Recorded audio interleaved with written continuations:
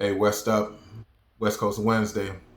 September has been designated Suicide Awareness and Prevention Month. And so I want to take this West Coast Wednesday to kind of talk to people of faith, people who claim Christianity, people who believe in the God of the Bible. Um, because oftentimes in Christian spaces, it's not something that we talk about. Because, what is a depressed Christian? Well, what is someone who has anxiety? The Bible says, "Be anxious for nothing." Right? What is someone who has suicidal ideations and they no longer want to be here? What does that look like for a Christian that makes you look weak, or that your faith is weak? Right?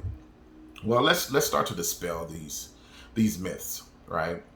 Um, and I'm going to dispel them by looking at different people just over the past couple of weeks who I've looked at them on their social media. Antoine Brown and Sister Amber Baldwin. Look at their social media. Antoine did a podcast on his bouts of suicidal ideation based off of post traumatic stress disorder from being in war, and then feeling of inadequacies and just life not being where he wanted to be, and and him not wanting to wake up, right? And then Sister Amber Baldwin, she did a post and she talked about her bouts, or I believe it was 3 or 4 year bout of suicidal ideations, or not wanting to wake up, not wanting to get up, laying in her depression, but God, right?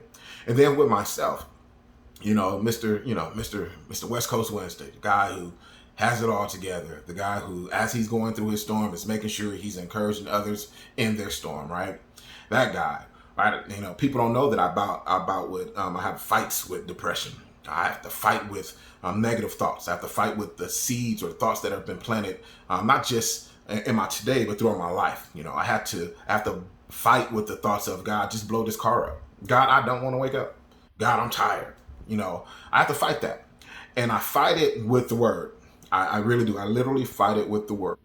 And one thing that I've looked at over the course of years is the fact that Paul, the great apostle who wrote 13 New Testament epistles, or 13 New Testament letters, that Paul, with all the great things that he had done, in the second letter to the Corinthian church, which is actually the fourth letter, Paul, in the first chapter, he writes to them, and he talks about this God of all comfort. He said that the God of all comfort comforted him in his time of affliction, that he may in turn comfort others when they go through stuff.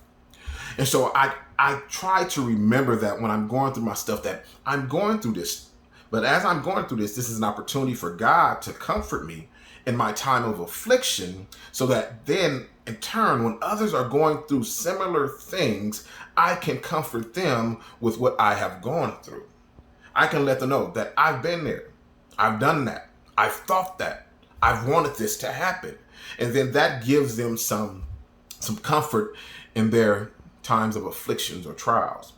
Another person that comes to mind is the prophet Elijah. Elijah had like some great victories, right? After victory after victory after victory. Told the rain, don't come. The rain didn't come. Told the rain to come, the rain came. Had some food for the widow of Zarephath, and then her son died and raised his son, and then he fought the prophets of Baal and he destroyed them. And then, Elijah he came through. And then right after these great victories, victory after victory after victory, he heard that Jezebel wanted his head. And Jezebel, he said she was going to kill him. And so, he decided to run and go off into a cave and to kind of lay in his depression. God allowed him to lay there for a couple of days, and then he sent an angel of the Lord to feed him, to give his body nourishment. And then he let him lay there a couple of more days, and then he came back. The angel did, and he fed him. He said, because you're gonna need energy, you're gonna need food for this journey. And so, even though we go through these bouts of depression, even though we go through these bouts of where we feel defeated, even though we've had great victories in our lives, even though we go through that stuff, God is there, and he doesn't mind you laying in your stuff for a couple of days. He doesn't mind you feeling distressed. He doesn't mind that feeling, because that's when, in your weaknesses, is where he's made strong. That's where he gets to come in and save the day. But after you rest, after you get nourished, you still got work to do. So unless God takes you out, you have work to do. So I pray that this word will encourage someone on today. I want to give out a couple of numbers for those who are contemplating, thinking about, have constant suicidal ideations. All you have to do is dial 988 and you'll get someone to talk to on the suicide prevention line. Or you can text 988 and you can text someone.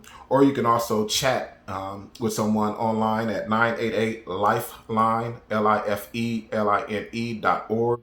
Or for those who are familiar with NAMI, you can text NAMI 741-741 and talk with someone about just what you're feeling and the thoughts that are there. And maybe they can help you from a professional standpoint to walk through this process. But for me, I want you to keep praying. I want you to take every thought captive and put that thought under the subjection of Jesus Christ, who has great things for you, who has created you with a purpose and a plan, and so that the God of all comfort can comfort you as you then can turn around and comfort others.